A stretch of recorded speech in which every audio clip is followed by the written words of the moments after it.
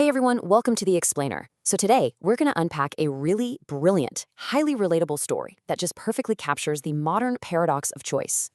Have you ever set out to make a seemingly simple household purchase, maybe a new blender, a vacuum, or in today's case, replacing your air conditioners, and suddenly found yourself completely drowning in a sea of options, opinions, and analysis paralysis? It's a universal pain for sure, and today we're breaking down exactly why it happens, and more importantly, how we can actually avoid it. I mean, think about your own life for a second. Have you ever taken a totally straightforward errand and turned it into an absolute weeks-long headache? We live in an era where we have infinite information right at our fingertips. But instead of making things easier, this massive abundance of data kind of just paralyzes us. We overcomplicate decisions, we crowdsource opinions from people who know just as little as we do. Keep your own past purchasing headaches in mind because our case study today is going to hit very close to home. Let me introduce you to the protagonist of our story today. We'll just affectionately call him Papa. We actually enter this narrative through the incredibly sharp, innocent observation of his 12-year-old daughter, Divya. She asks her mom, "Mama, why is Papa taking such a long time to decide replacement of the air conditioners?" It's such a fantastic framing device, because to a 12-year-old, buying an appliance should be entirely straightforward, right? You need cold air, you buy the box that makes cold air. But as you'll see, the adult mind has a real knack for getting utterly trapped in its own web. Okay, let's dive into this. Section 1, The Air Conditioner Dilemma, a Frozen Decision.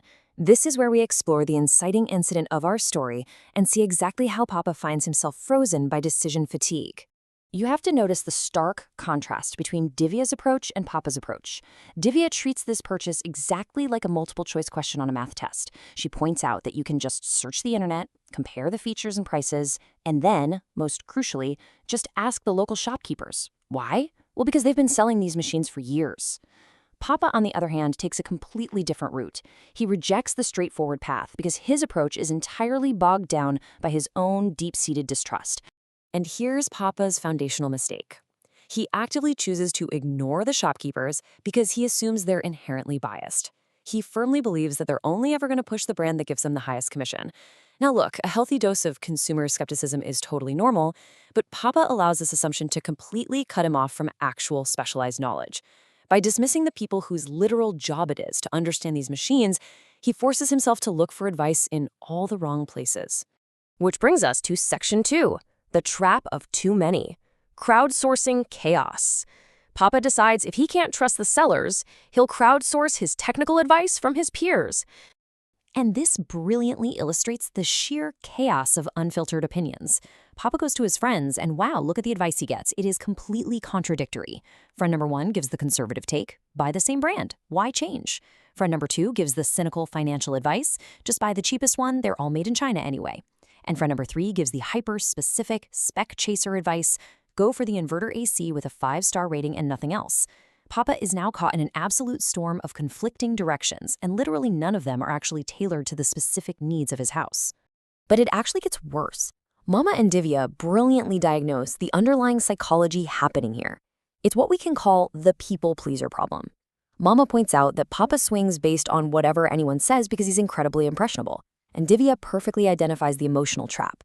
Papa is absolutely terrified of hurting his friend's feelings. If he chooses the cheap AC, the friend who recommended the 5-star inverter might be offended. By involving his friends, Papa hasn't gathered data. He's inadvertently tied his social relationships to an appliance purchase. Desperate to regain control and escape all that emotional weight, Papa retreats into what he thinks is a purely logical space. Let's look at Section 3, the illusion of analysis, false competence. 7. After all that agonizing, Papa comes home from work carrying the physical brochures from 7 different air conditioning companies. I mean, just imagine the sheer volume of paper and marketing jargon he's now dealing with. He has taken a simple household need and transformed it into a massive, multivariable research project. And then, 4, he spends 4 intense hours. Actually, let's just pause on that. 4 hours. Hunched over a spreadsheet, he meticulously maps out all the features and all the prices. He's doing what so many of us do when we feel overwhelmed. He's using raw, out-of-context data to create a false sense of competence. If it's in a spreadsheet, it's got to be logical, right? Let's walk through this step by step to see exactly where the flaw lies. Step 1, gather the 7 brochures. Step 2, build a spreadsheet of features. Step 3, compare the prices. And Step 4, order 3 air conditioners based on that data. On paper, it looks like a rigorous, highly analytical workflow. But what is completely missing from these calculations? The physical reality of the environment. He is so zoomed in on the numbers and the specs that he has entirely forgotten to account for the actual physical house these machines need to be installed in. He hits order. The die is cast. So, we really have to ask ourselves, did the spreadsheet pay off? Did those 4 hours of intense, isolated data analysis actually result in the perfect purchase? Now, what's really interesting here is Section 4, the costly reality check, ignored constraints. The boxes are delivered, 3 days pass, and the installation tech finally shows up. The technician takes one look at the situation and just drops a bomb. He tells Papa, "Sir, these air conditioners are the best in technology, but they use a different type of cooling gas. The existing pipelines will not suffice the purpose." Ouch. In literally 2 sentences, the technician entirely invalidates all 7 brochures and all 4 hours of spreadsheet analysis.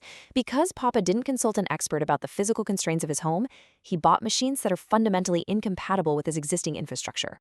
Look at how this failure cascades into a truly ridiculous timeline of consequences. He spent 4 hours on analysis. He waited 3 days for the boxes. Now, because of the incompatible gas, the technician has to rip open all the ducts and change out the piping. That's another 3 days of heavy work. And the kicker? After the technician leaves, Papo is left with torn-up walls. It takes a full 2 months of repairing and repainting the house to fix the damage. 2 months of living in a construction zone, all because he trusted a spreadsheet over a technician. As the dust literally settles and the heavy work begins, Papa is left grumbling under his breath. "My friends are idiots. None of them know anything. I should have asked a technician instead. This will now take 2 months and cost a lot more." It's a harsh, belated realization. His friends weren't trying to maliciously sabotage him, obviously, but their generic advice was utterly useless in the face of specific technical reality. Let's move on to Section 5, the true expert's insight, core takeaways. We'll distill the real lessons from Papa's 2-month-long nightmare. 2 months later, the paint is finally dry. Divya, with that brutal honesty that only a 12-year-old possesses, recounts the whole story, just bursting out laughing at her father's massive embarrassment. And Papa, completely humbled by the experience, offers up this hard-learned conclusion. When in doubt, ask the expert only. It's a great rule of thumb. It cuts through the noise, the spreadsheets, and those well-meaning but totally ignorant friends. But the final word, the absolute knockout punchline of the story, goes to Mama. In response to Papa's newfound wisdom, she quips, "Only if you are willing to listen to the advice." Boom, hit the nail right on the head. That brilliantly illustrates the absolute core of the issue. Experts exist. Technical knowledge is out there, but it's entirely useless if our own cynicism or our ego prevents us from actually listening to it in the first place. Papa could have talked to a technician on day 1, but he chose not to. So as we close out this explainer, I really want to leave you with this thought to carry into your own life. When you face your next complex decision or big purchase, examine your process. Are you hiding behind spreadsheets and the conflicting opinions of your friends just to feel in control? Or are you willing to put aside your assumptions, seek out true experts, and most importantly, actually listen to what they have to say? Thanks so much for joining me on this deep dive, and I'll see you on the next explainer.